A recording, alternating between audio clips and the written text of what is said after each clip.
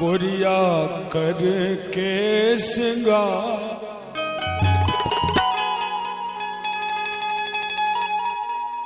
अंगना में पिसेली हरदिया गोरिया करके सिंगार अंगना में पिसेली हरदिया गोरिया करके सिंगार गोरिया हो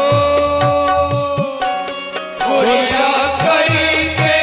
सिंगार गोरिया हो गोरिया करके सिंगार गोरिया करके सिंगार अंगना में पिसली हरदिया गोरिया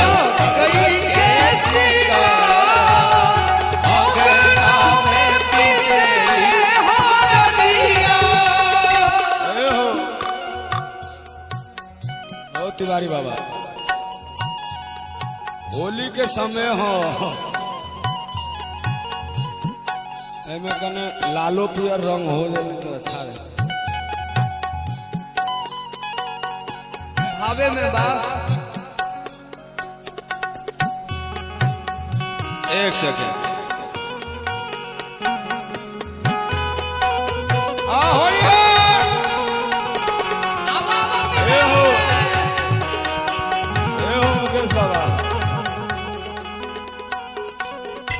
कहूँ धल एमे किछ शब्द एहन छे जे भोजपुरी से हो लेल गेल छे ता दू चार शब्द हम बाज देलौं लेकिन हमरा भोजपुरी बाजो नहीं अबैया सही से जे बात छे आबा गोरिया करके सिंगार अंगना में पिसेली हरदिया गोरिया कई के सिंगार अंगना में पिसेले हरदिया गोरिया करके सिंगार गोरिया हो गोरिया कई के सिंगार गोरिया हो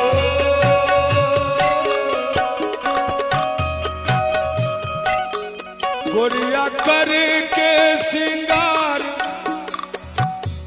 गोरिया करके सिंगार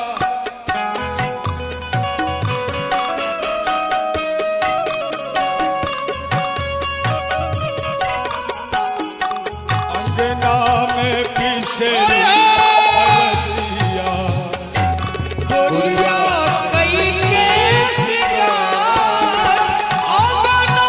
में पिसेले हरदिया कहवा के हुए सिलसिल बतिया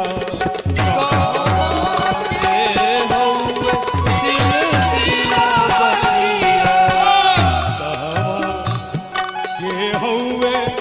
सिलसिल बतिया सिलसिला बतिया हो कहवा के हल्दी पुरान हो कहवा के हल्दी पुरान हो अंगना में पिसेली हरदिया गोरिया कई के सिंगार अंगना में पिसेले हरदिया गोरिया कई के सिंगार गोरिया गोरिया करके सिंगार गोरिया करके सिंगार अंगना में पिसेले हरदिया गोरिया कई के सिंगार अंगना में पिसेले हरदिया नैहर के हुए सिलसिल बतिया नैहर के हुए सिलसिला बतिया नैहर के हुए सिलसिल बतिया